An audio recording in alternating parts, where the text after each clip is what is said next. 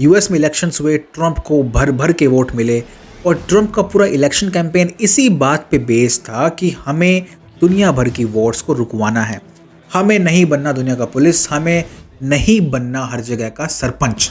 लोगों ने कहा कि यार हमें दुनिया की प्रॉब्लम्स फिक्स करने से पहले खुद की प्रॉब्लम्स फिक्स करने की ज़रूरत है। Let's put our house in order first.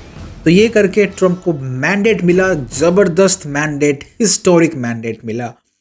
लेकिन अब ये बात ध्यान रखने वाली है कि अभी भी 60 दिन 2 महीना जनवरी 20 तक जो बाइडेन ही अमेरिका के राष्ट्रपति रहेंगे। मिला के 60 दिन के आसपास का समय बनता है कि बाइडेन अभी भी ऑफिस में रहेंगे। He will be controlling US policies now. अब 60 दिन जो होते हैं ना, वो वॉर को रुकवाने के लिए भी बहुत दिन होते हैं और वॉर को 4 गुना 6 गुना 10 गुना बढ़ाने के लिए भी बहुत दिन होते हैं 60 दिन। अब यहाँ पर बाइडेन ने क्या किया, एक इतना बड़ा मूव चल दिया जिससे वॉर एक्सपेंड होने के बहुत चांस बढ़ गए हैं। और कुछ लोग तो ये भी कह रहे हैं कि भाई इतनी वॉर बढ़ जाएगी कि ट्रंप अगर आकर, जब वो आएंगे 2 महीने बाद और आकर वो रुकवाना चाहेंगे भी तो भी शायद वॉर वो ना रुकवा पाएं। तब तक बात शायद इतनी बढ़ जाए, क्योंकि जो हरकत अभी जो बाइडेन ने करी है उससे न्यूक्लियर वॉर के चांसेस भी अब बढ़ गए हैं between Russia and Ukraine. Now अब जरा इसको देखिए, ये है report, Biden authorises Ukraine to use long range US weapons in Russia. अब इसका मतलब क्या है कि जो वो वेपन्स जिससे आप दूर तक हमला कर सकते हो, जो अभी वेपन यूज करने की परमिशन दी गई है वो है दी आर्मी टैक्टिकल मिसाइल सिस्टम्स और ATACMS। और इसकी जो रेंज है वो है लगभग 300 किलोमीटर और ये 230 किलोग्राम वॉरहेड कैरी कर सकता है। इसका मतलब ये है कि इस वेपन्स के साथ अब यूक्रेन रशिया के अंदर अटैक लॉन्च कर सकता है। अब इतनी बड़ी बात क्यों है? क्योंकि नेटो का जो अब तक इन्वॉल्वमेंट था अभी तक, पहले उसको आप समझिए। नेटो ने जो भी अब तक वेपन्स दिए थे यूक्रेन को, उनका एक ही पर्पस था, डिफेंस पर्पस, कि आप सिर्फ डिफेंस के लिए यूज़ कर सकते हो, या फिर आप रशिया के ऊपर अटैक करोगे भी तो आप वहाँ पे अटैक कर सकते हो जहाँ पे रशिया ने ऑक्यूपाई किया हुआ है। आप रशिया के अंदर अटैक लॉन्च नहीं कर सकते। ये नेटो की बहुत बड़ी एक टर्म्स एंड कंडीशन थी अपने हथियारों के ऊपर। अब इस बार ट्रंप जो बाइडेन ने ये मूव किया है, जो मूव चला है, ये कार्ड चला है, इसके बाद रशिया के अंदर भी यूक्रेन अटैक कर सकता है using these long range missiles. सिर्फ यूएस नहीं, बाय द वे, अब एक और जो रिपोर्ट्स आ रही है वो ये है कि यूके भी is expected to give Ukraine अपनी जो लॉन्ग रेंज मिसाइल्स है, उसका नाम है स्टॉर्म शैडो मिसाइल्स, उसके लिए भी वो परमिशन दे सकता है। यानी कि यूएसए के बाद अब यूके भी इसी राह पर चल रहा है to add fuel to the fire. अब यूक्रेन क्या करेगा इस मिसाइल के साथ? यूक्रेन के पास आ गया है, वो तो ना बंदर के हाथ में बंदूक आ गई है।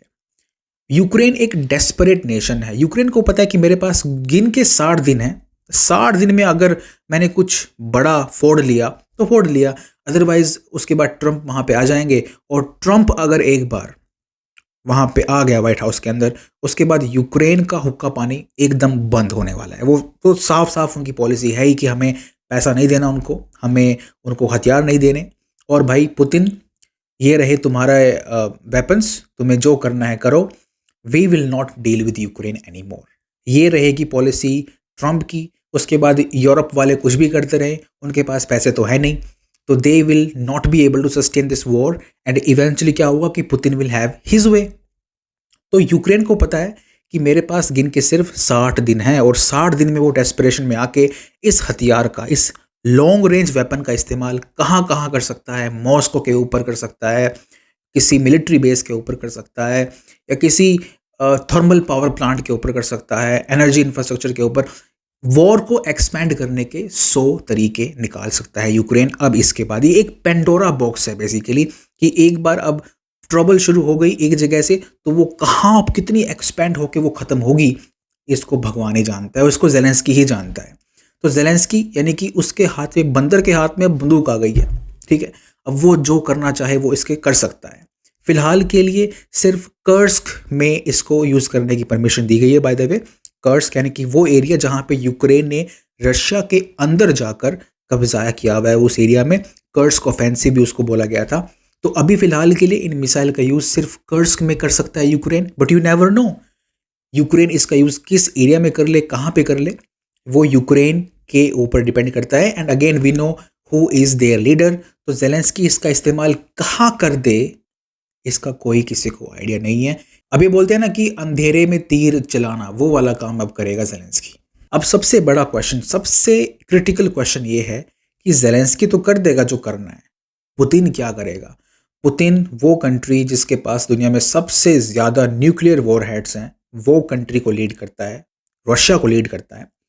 और पुतिन ने जैसे ये न्यूज़ आई ना कि भाई यूएसए ने वेपन्स को यूज़ करने की अप्रूवल दे दी है, लॉन्ग रेंज वेपन सपोर्ट दे दिया है, पुतिन ने तुरंत अपना कॉल मिलाया सेक्रेटरी को और बोला कि यार पेपर्स लेके आओ, वो नई न्यूक्लियर डॉक्ट्रिन वाले पेपर्स लेके आओ, let's approve our new nuclear doctrine. और तुरंत आज ही के आज नवंबर 19 को पुतिन ने ऑफिशियली साइन कर दिए नई न्यूक्लियर पॉलिसी के ऊपर। अब ये क्या कहती है policy, let's understand this. The doctrine says that an attack from a non nuclear state, अब यहाँ पे यूक्रेन की बात हो रही है कि अगर यूक्रेन हमारे ऊपर अटैक करेगा which is backed by a nuclear power, जिसको एक न्यूक्लियर पावर सपोर्ट करेगी, यानी कि यहाँ पे यूएस का नाम साफ साफ आ गया। बाय द वे यूके भी इसमें आ गया, ठीक है, इस डेफिनेशन में यूएस और यूके दोनों लपेटे में आ गए।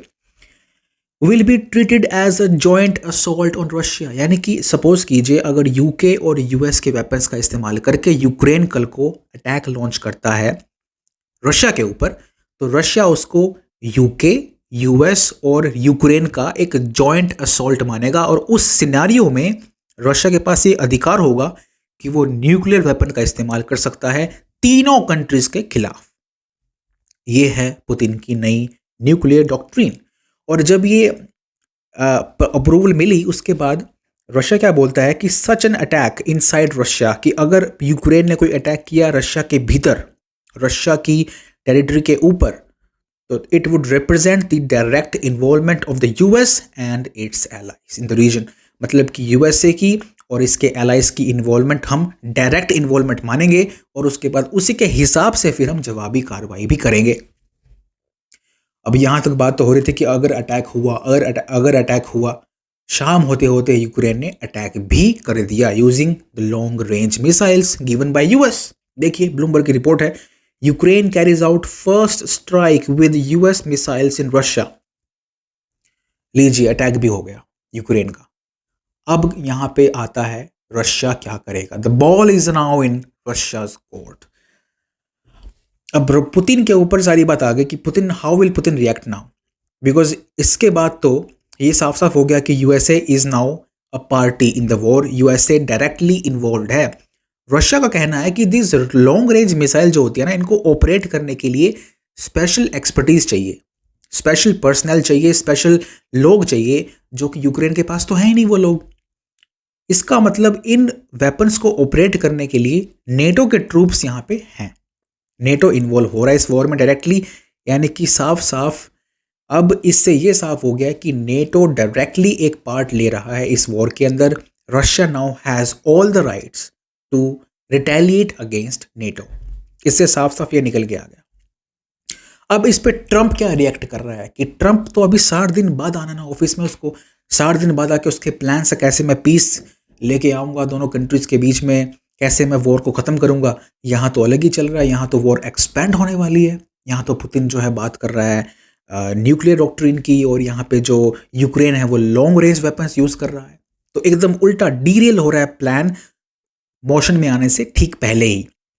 अब ट्रंप एडमिनिस्ट्रेशन जो है, ट्रंप के जो बेटे हैं ट्रंप जूनियर, उनका रिएक्शन यहाँ पे ज़रूर आया है। उनका आप देख सकते हैं अपनी स्क्रीन के ऊपर। उन्होंने एक्स पे लिखा कि द मिलिट्री इंडस्ट्रियल कॉम्प्लेक्स या MIC, जो इनफेमस MIC है, it seems to want to make sure they get world war 3 before my father has a chance. तो यहाँ पे वो साफ साफ कह रहे हैं कि उनको लगता है कि मेरे पिता यानी कि ट्रंप के राष्ट्रपति बनने से पहले पहले ये लोग यहाँ पे वर्ल्ड वॉर 3 करवाना चाह रहे हैं, और वो चाहते हैं कि हमारा पैसा ऐसा ही बर्बाद होता रहे।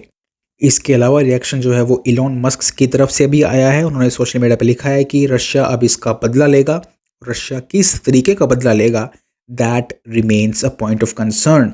अब रशिया के ऑफिशियल जो है वो ये इस बात को लेकर थोड़े से होपफुल हैं कि जब ट्रंप राष्ट्रपति बन जाएंगे, he will reverse this decision, he will walk back on this decision, और वो आके पीस की बात करेंगे।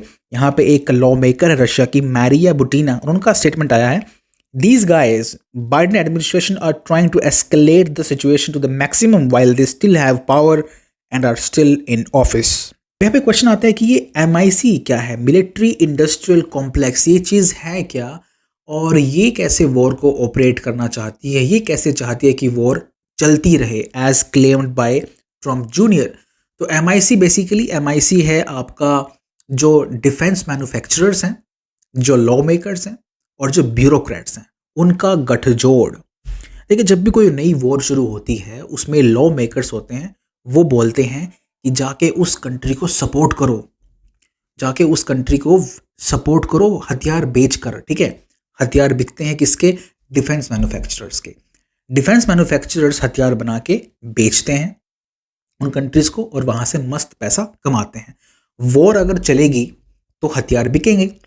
तो जब भी कोई नई वॉर शुरू होती है तो MIC का बड़ा फायदा होता है। MIC माने defence contractors, defence manufacturers, Lockheed Martin, Boeing, इन सब को बड़ा फायदा होता है कि यार नई वॉर शुरू होगी, मस्त हथियार बेचेंगे, और सब पैसा खाते हैं, लॉ मेकर्स पैसा खाते हैं, ब्यूरोक्रेट्स पैसा खाते हैं, और खुद डिफेंस मैन्युफैक्चरर्स भी पैसा खाते हैं। ये वॉर अगर खत्म हो गई तो यार ये कैसे पैसा खाएंगे। तो इसीलिए MIC अब पूरा एक्टिव हो गई है एकदम, और इट वांट्स कि this war it continues and continues and continues, and जो पैसा, जो इनफ्लो है पैसे का, आता रहे, वो भी आता रहे, वो भी आता रहे। This MIC, it seems, is making its moves now, using Biden. Of course, Biden has been abused by this MIC for so long, and now they are using him to set their dangerous designs in motion. Again, the ball is now in Russia's court, और Putin की sanity के ऊपर actually depend करता है कि ये अभी war कहाँ जाती है, क्योंकि बाइडन ने, यूके ने और यूक्रेन ने, यानी कि नेटो ने तो साफ साफ कर दिया कि भाई हम तो चाहते हैं एक न्यूक्लियर वॉर हो जाए, एक आर पार की लड़ाई हो जाए। 60 दिन पड़े हैं, ठीक है, 60 दिन के बाद this war will and. Trump will make sure this war will and. Trump will make sure कि यूक्रेन को पैसा ना मिले, हथियार ना मिले, वो सरेंडर कर दे और पीस हो जाए, ठीक है। And Putin knows this. तो पुतिन क्या इसको ध्यान में रखते हुए क्या वो थोड़ा सा शांति दिखाएंगे, थोड़ा सा पेशेंस दिखाएंगे? क्या Putin will hold back his anger, his willingness to retaliate? क्या वो उसको काबू कर पाएंगे? The answer is, I think the answer is yes, because Putin is a smart man. Putin is a smart man, and I think he won't walk into this trap set by NATO and his allies. Thank you. Bye-bye. Have a nice day.